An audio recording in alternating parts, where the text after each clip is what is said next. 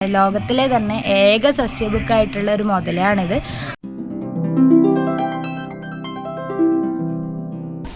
Hey guys, welcome back to our new vlog. അപ്പം നമ്മൾ ഇന്ന് വന്നിട്ടുള്ളത് നമ്മുടെ കാസർഗോഡ് ജില്ലയിൽ വടക്കേ അറ്റത്തുള്ള കുമ്പള സ്ഥലത്ത് സ്ഥിതി ചെയ്യുന്ന അനന്തപുരം അമ്പലത്തിലോട്ടാണ്. അപ്പോൾ എന്താ പറയുക, വളരെ ഫേമസ് ആയിട്ടുള്ള ഒരു അമ്പലമാണ്. ഞാൻ തന്നെ കുറേ നാളായി വരണം എന്ന് വിചാരിച്ചിട്ട്. അപ്പം ഇന്നാണ് നമുക്കൊരു സമയം കിട്ടിയത്. അപ്പം എന്താ പറയുക, ഏകദേശം നമ്മുടെ വീട്ടിൽ നിന്ന് 60 കിലോമീറ്ററോളം ദൂരമുണ്ട്. അതുകൊണ്ട് തന്നെ രാവിലെ വിട്ടിട്ടും എത്താൻ ഇച്ചിരി വൈകി. ഇപ്പോൾ 12 മണി കഴിഞ്ഞിപ്പോൾ 12:30 ആയി. അമ്പലത്തിന് മുന്നിലാണ് നമ്മളിപ്പോൾ ഉള്ളത്. ഇപ്പം നല്ല വെയിലാണ് ഉച്ചയായതുകൊണ്ട് തന്നെ. അപ്പോൾ നമ്മുടെ കാര്യത്തിലോട്ട് വരാം. നിങ്ങൾ കേട്ടിട്ടുണ്ടാവും, നമ്മുടെ കേരളത്തിൽ തന്നെ ഏക തടാക ക്ഷേത്രമാണ്. അതായത് ഒരു തടാകത്തിൻ്റെ 2 ഏക്കറോളം വരുന്ന ഒരു തടാകത്തിൻ്റെ നടുവിൽ സ്ഥിതി ചെയ്യുന്ന അമ്പലമാണ് നമ്മുടെ അനന്തപുരം തടാക ക്ഷേത്രം. അപ്പം നമ്മുടെ ഇവിടുത്തെ പ്രതിഷ്ഠ എന്ന് പറയുന്നത് നമ്മുടെ പത്മനാഭസ്വാമി തന്നെയാണ്. അപ്പോൾ അതിൻ്റെ എന്താ പറയുക, മൂലക്ഷേത്രമാണിത്. നമ്മുടെ ശ്രീ പത്മനാഭസ്വാമി ക്ഷേത്രത്തിൻ്റെ മൂലക്ഷേത്രമാണിത്. അതായത് പത്മനാഭൻ ഇവിടെയാണ് ആദ്യം കുടികൊണ്ടിരുന്നത് എന്നാണ് പറയപ്പെടുന്നത്. അപ്പം നമുക്ക് കൂടുതൽ വിശേഷങ്ങൾ ഇവിടുത്തുകാരോട് തന്നെ ചോദിക്കണം.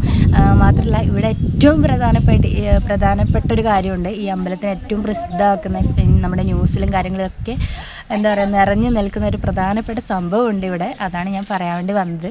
അത് എന്തായാലും നമുക്ക് ജസ്റ്റ് ഒന്നുള്ളിൽ കയറി. മുൻവശത്ത് കാണുന്നത് ഈ തടാക ക്ഷേത്രത്തിലാണ് ഞാൻ നേരത്തെ പറഞ്ഞ ആ ഒരു സംഭവം ഉള്ളത്. മറ്റൊന്നുമല്ല, ഇവിടെ ഒരു മുതലയുണ്ട്. അപ്പോൾ നമ്മുടെ ക്ഷേത്രം ഏറ്റവും കൂടുതലായിട്ട് പ്രസിദ്ധമായത് ശരിക്കും ആ മുതലയുടെ പേരിലായിരിക്കും. മുതല എന്ന് പറയുന്നത് നിങ്ങൾക്ക് അറിയായിരിക്കും. മുതല എന്ന് പറയുമ്പോൾ നമുക്കെല്ലാം പേടിയല്ല. പക്ഷേ ഇവിടുത്തെ മുതലേനെ അങ്ങനെ പേടിക്കേണ്ടതാണ് പറയുന്നത്. വെച്ചാൽ ഇത് ഉപദ്രവിക്കില്ല. ലോകത്തിലെ തന്നെ ഏക സസ്യബുക്കായിട്ടുള്ള ഒരു മുതലാണിത്. നമ്മുടെ അമ്പലത്തിൽ ഉണ്ടാക്കുന്ന നിവേദ്യച്ചോറ്, അതായത് അമ്പലത്തിൻ്റെ നമ്മുടെ ദേവന് സമർപ്പിച്ച നിവേദ്യച്ചോറും ശർക്കര അതുപോലുള്ള ഫുഡ് മാത്രം കഴിക്കുന്ന മുതലയാണ് നമ്മുടെ ഇതിലുള്ളത്. ബബിയ എന്നാണ് നമ്മുടെ മുതലയുടെ പേര്. അപ്പോൾ നമ്മുടെ ഈ അമ്പലം പണിതീർത്ത് ഏകദേശം 50-ാം നൂറ്റാണ്ടിലാണെന്നാണ് പറയപ്പെടുന്നത്. മാത്രമല്ല, നമ്മുടെ ഈ അമ്പലത്തിൻ്റെ പ്രത്യേകത എന്ന് പറയുന്നത് ഇവിടെയുള്ള വിഗ്രഹം അത് നിർമ്മിച്ചിട്ടുള്ളത് കടശർക്കര കൂട്ടണം, ശർക്കര,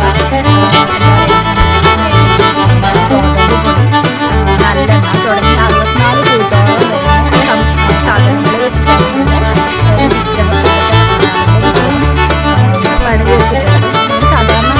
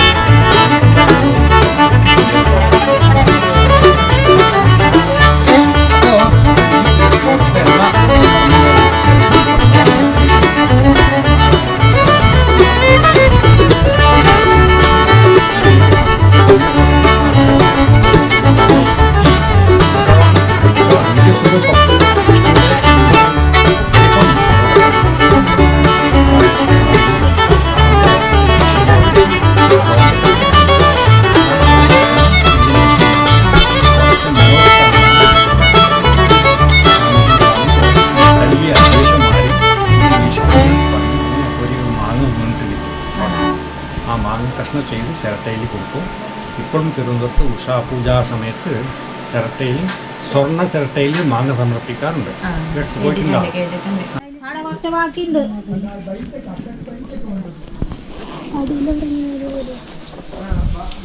അപ്പം നമ്മൾ കുറച്ച് ലേറ്റായിട്ട് എത്തിയോണ്ട് തന്നെ ഫസ്റ്റ് അവർ അന്നദാനം ഉണ്ട് ഇവിടെ ഫുഡ് കഴിക്കാൻ വേണ്ടിയിട്ട് പറഞ്ഞ് ബാക്കി വിശദാംശങ്ങൾ അതിന് ശേഷം ചെയ്യാമെന്നാണ് പറഞ്ഞിട്ടുള്ളത്. സമയത്ത് എത്തിയോണ്ട് തന്നെ നല്ല അന്നദാനം ഉണ്ട് ഇവിടെ. അപ്പോൾ ഇതേ നമ്മുടെ പ്ലേറ്റിലൊക്കെ വാങ്ങി വെള്ളമൊക്കെ എടുത്തിട്ട് ഇവിടെ അടിപൊളി സീറ്റ് അറേഞ്ച്മെൻറ്റ്സ് ഒക്കെ ഉണ്ട്. അങ്ങനെ ഒരു വലിയ തിരക്കും കാര്യങ്ങളൊന്നും ഇല്ല. അപ്പോൾ നമ്മൾ ഫുഡ് കഴിക്കാൻ വേണ്ടിയിട്ട് ഇരുന്നിട്ടുണ്ട്. നല്ല ഫുഡാട്ടോ, നല്ല ടേസ്റ്റ് ഉണ്ട്. അപ്പോൾ നമ്മളിത് ചോറ് കഴിച്ച് കഴിഞ്ഞു. അതിനുശേഷം നമുക്ക് നല്ല അടിപൊളി പായസമുണ്ട്. നമ്മൾ കഴിച്ച പാത്രത്തിൽ തന്നെ അവർ സെർവ് ചെയ്ത് തരും. അപ്പം നമ്മുടെ മുതലേനെ കുറിച്ചിട്ട് വേറൊരു കാര്യം കൂടിയുണ്ട്. അതായത് നമ്മുടെ ഈ അമ്പലം പണിതീർത്ത ആ ഒരു സമയത്ത് തന്നെ നമ്മുടെ ഈ ഒരു തടാകത്തിൽ ആ മുതല ഉണ്ടായിരുന്നു. അതായത് നമ്മുടെ ഈ ബ്രിട്ടീഷുകാരുടെ നമ്മുടെ ഈ ബ്രിട്ടീഷുകാർ നമ്മുടെ ഇന്ത്യയിലുണ്ടായിരുന്നില്ല, നമുക്ക് സ്വാതന്ത്ര്യം കിട്ടുന്നതിന് മുമ്പായിട്ട്. അപ്പോൾ ആ സമയത്ത് ഒരു ബ്രിട്ടീഷ് പട്ടാളക്കാരൻ നമ്മുടെ ഈ മുതലയെ, ബബിയ തന്നെയായിരുന്നു അതിൻ്റെ പേരെങ്ങനെ ഉണ്ടായിരുന്നത്, അതിനെ വെടിവെച്ച് കൊല്ലുകയും ആ ബ്രിട്ടീഷുകാരൻ ഒരു പാമ്പ് കടിയേറ്റ് മരിക്കുകയും തൽക്ഷണം തന്നെ ഈ തടാകത്തിൽ അതുപോലെ സദൃശ്യമുള്ള ഒരു മുതല പ്രത്യക്ഷപ്പെടുകയുണ്ടായി എന്നാണ് പറയുന്നത്. അതിനും ബബിയ തന്നെ പേരിട്ട് വിളിക്കുകയെന്ന് പിന്നീട് ഉണ്ടായത്. ഇതൊക്കെ നമുക്ക് ഇവിടെ വന്നതിന് ശേഷം ഇവിടെയുള്ള ആൾക്കാർ പറഞ്ഞെന്ന വിവരമാണ്. പിന്നെ നമ്മുടെ പത്മനാഭസ്വാമീൻ്റെ ഐതിഹ്യം എന്ന് പറയുന്നത്, നമ്മുടെ ഈ ക്ഷേത്രത്തിലായിരുന്നു മുന്നേ പത്മനാഭൻ കുടിയിരുന്നിട്ടുണ്ടായിരുന്നത്. അപ്പം നമ്മുടെ പത്മനാഭസ്വാമി ഇതിൻ്റെ ഐതിഹ്യം എന്ന് പറയുന്നത്, മുന്നേ ഇവിടെ പൂജാതി കർമ്മങ്ങൾ ചെയ്തിരുന്ന വില്ലുമംഗലം സ്വാമി എന്ന് പറഞ്ഞ ആളായിരുന്നു. അവർ ഇങ്ങനെ പൂജാകർമ്മം ചെയ്യുന്നതിന് സഹായിയായിട്ടൊരു ബാലകൻ ഉണ്ടായിരുന്നു. അപ്പോൾ ഈ പൂജാകർമ്മം ചെയ്യുന്ന സമയത്ത് എന്തോ കർമ്മം ചെയ്യുന്നതിനിടയിൽ ഈ ബാലകനെ ഒന്ന് തള്ളി മാറ്റുകയുണ്ടായി എന്നാണ് പറയല്. അപ്പം അതിൽ വിഷമവും കോപവും കൊണ്ട് ആ ബാലകൻ പെട്ടെന്ന് അപ്രത്യക്ഷനാവുകയാണ് ഉണ്ടായത്. അപ്രത്യക്ഷമായെന്ന് പറഞ്ഞാൽ ചുമ്മാതല്ല, പെട്ടെന്നൊരു തുരങ്കം അവിടെ പ്രത്യക്ഷപ്പെടുകയും ആ തുരങ്കത്തിനുള്ളിലൂടെ ആ ബാലകൻ കടന്നുപോയി എന്നാണ് പറയുന്നത്. അപ്പോൾ അപ്പോൾ നമ്മുടെ വില്ലമംഗല സ്വാമിക്ക് മനസ്സിലായി ഇത് നമ്മുടെ പത്മനാഭ സ്വാമി ഇങ്ങനെ വേഷം മാറി വന്നതാണെന്നും അതിങ്ങനെ കോപം കൊണ്ടാണ് ഇവിടെ നിന്ന് ഇങ്ങനെ പോയത് എന്നൊക്കെ മനസ്സിലായി. അപ്പം പോകുന്ന സമയത്ത് ആ ബാലകൻ പറഞ്ഞിട്ടുണ്ടായിരുന്നു, ഇനി എന്നെ കാണണമെങ്കിൽ കാട്ടിലോട്ട് വരണമെന്ന്. അപ്പോൾ അനന്തൻകാട് എന്ന് പറയുന്ന സ്ഥലം എന്ന് വെച്ചാൽ നമ്മളിപ്പം നമ്മുടെ തിരുവനന്തപുരം ശ്രീ പത്മനാഭസ്വാമി ക്ഷേത്രമില്ലേ, അവിടെയാണ് ഈ അനന്തൻകാട് എന്ന് പറയുന്നത്. അപ്പോൾ ഈ വില്ലമംഗല സ്വാമി അങ്ങോട്ടേക്ക് യാത്ര തിരിക്കുകയും അവിടെ പോകുമ്പോഴേക്ക് നടന്നു തളർന്ന നമ്മുടെ പത്മനാഭസ്വാമി അവിടെ ഇങ്ങനെ കിടക്കുകയാണ് ഉണ്ടായത്. അതുകൊണ്ടാണ് നമ്മൾ പത്മനാഭസ്വാമി ക്ഷേത്രത്തിൽ കിടന്നിട്ടുള്ള പത്മനാഭനെ നമുക്ക് കാണാൻ വേണ്ടി പറ്റുന്നത്. അപ്പോൾ അവിടെ അങ്ങനെ തളർന്ന പത്മനാഭസ്വാമിക്ക് വില്ലമംഗല സ്വാമി മാമ്പഴം നിവേദിച്ച് അവിടെ കുടിയിരുത്തുകയാണ് ഉണ്ടായതെന്നാണ് പറയപ്പെടുന്നത്.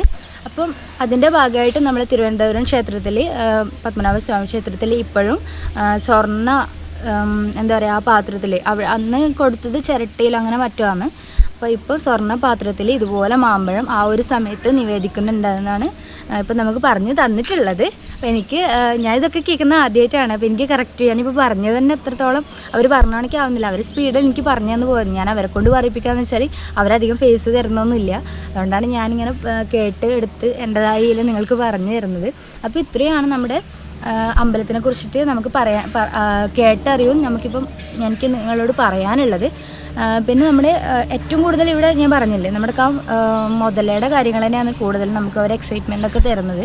അതിനെ ചോറ് കൂട്ടുന്നത് നമ്മുടെ പൂജാരിയാണ്. പൂജാരി അതിനെ വിളിച്ചിട്ട് അതിൻ്റെ വായിൽ ഉരുള വെച്ചു കൊടുക്കുന്ന, ആ നിവേദ്യത്തിന് ഉരുള വെച്ചു കൊടുക്കുന്ന പറയുന്നത്. അത് കാണുന്നത് ഭയങ്കര ആഗ്രഹമുണ്ട്. ഇനി ഇവിടെ അമ്പലം തുറക്കുന്നത് 5 മണിക്കാണ്. അപ്പം അതുവരെ നിന്നാൽ നമുക്ക് യാത്ര തിരിച്ചു പോകുന്നത് കുറേ ലേറ്റാവും. അപ്പോൾ എന്താ വെച്ചാൽ ജസ്റ്റ് ഒന്നും കൂടി നടന്നിട്ട് ഇതൊക്കെ കണ്ടിട്ട് തിരിച്ചു പോകാമെന്നാണ് വിചാരിക്കുന്നത്. അപ്പോൾ എവിടെയോ ആണ് ഞാൻ നേരത്തെ പറഞ്ഞ തുരങ്കം ഉള്ളത്. അപ്പോൾ അതെവിടെ ഏത് ഭാഗത്തായിട്ടാണെന്ന് എനിക്ക് ചോദിക്കേണ്ടി വരും. അപ്പുറത്തുനിന്ന് ഇവിടെ കാണിച്ചത്, പക്ഷേ ഇവിടെ ഒരു താമരക്കുളം, നമ്മുടെ ക്ഷേത്രവും തടവൊക്കെ കാണുന്നുള്ളൂ. പിന്നെ കുറേ നാലുകെട്ട് പോലത്തെ കുഞ്ഞു കുഞ്ഞ് സംഭവങ്ങൾ, കുറേ വീടുകൾ പോലെ ഇങ്ങനെ ചുറ്റുപാടും ഉണ്ട്. എന്തായാലും കണ്ടില്ലേ, നല്ല അടിപൊളി പ്ലേസാണ്. അപ്പോൾ ഇനി ഫാമിലി ആയിട്ട് ഒരിക്കൽ കൂടി വരണമെന്നുണ്ട്. ആ സമയത്ത് രാവിലെ തന്നെ എത്താൻ നോക്കണം. എന്നാൽ മാത്രമേ നമുക്ക് ഈ മുതല കൊടുക്കുന്ന പ്രസാദവും അത് കഴിക്കുന്നതും ഭാഗ്യമുണ്ടെങ്കിൽ മുതലേനൊക്കെ ഒന്ന് കാണാൻ വേണ്ടി പറ്റുള്ളൂ. അപ്പോൾ ഏകദേശം ഒരു 72 ഒക്കെ വയസ്സുള്ള മുതലയാണ്. അപ്പോൾ അതിനെ കാണണം എന്ന് എനിക്ക് ഭയങ്കര ആഗ്രഹമുണ്ട്. അപ്പോൾ നമുക്ക് എന്തായാലും ആ തുരങ്കം കൂടി അതാണ് തോന്നുന്നു. അപ്പം നമ്മൾ ഫൈനലി കണ്ടെത്തിയിട്ടുണ്ട്. അപ്പോൾ അതാണ് പണ്ട് എന്താ പറയുക, നമ്മുടെ പത്മനാഭസ്വാമി നമ്മുടെ തിരുവനന്തപുരത്തേക്ക് പോയ തുരങ്കം എന്ന് പറയപ്പെടുന്നത്. നമ്മൾ കോപിതനായ സമയത്ത് തുരങ്കം പ്രത്യക്ഷപ്പെട്ടില്ലേ, ആ കാണുന്ന വഴിയിലൂടെയാണെന്നാണ് പറയുന്നത്. നമുക്ക് എന്തായാലും ഇതിലെത്ര വ്യക്തമല്ല, നമുക്ക് അപ്പുറത്തുകൂടി പോയിട്ടൊന്ന് നോക്കി നോക്കാം. അത് രണ്ടെണ്ണം നിങ്ങളുടെ ഭാഗ്യം. അതെ, കണക്കിന് പൂജക്ക് മുമ്പേ നമ്മള് ദൂരത്ത് നിന്ന് വരുന്നല്ലേ. പായസം രണ്ടാ മുതൽ അത് സന്ധ്യ സമയത്ത് കുറച്ച് ഇപ്പൊ ചൂടല്ലേ, സന്ധ്യ സമയത്തോ ചൂടായതുകൊണ്ട് കുളത്തിൽ തന്നെയാണ്. ഇപ്പൊ ഇവിടെ തന്നെ ഉണ്ട്, ഗുഹന്റെ ഉള്ളിലുണ്ട്. ആ ഗേറ്റ് വെച്ച് ഗുഹല്ല, വേറെ ഗുഹണ്ടല്ലോ അവിടെ. ഈ ഫോട്ടോ മാതിരിയാ ശ്രീദേവി ഭൂദേവി പിന്നെ ഹനുമാൻ പിന്നെ ഗരുഡൻ അല്ലേ. ഇവിടെ പത്മനാഭസ്വാമി കടുശർക്കര യോഗ വിൽക്കണം, ആയുർവേദം മരുന്നുകൊണ്ട് ഉണ്ടാക്കി.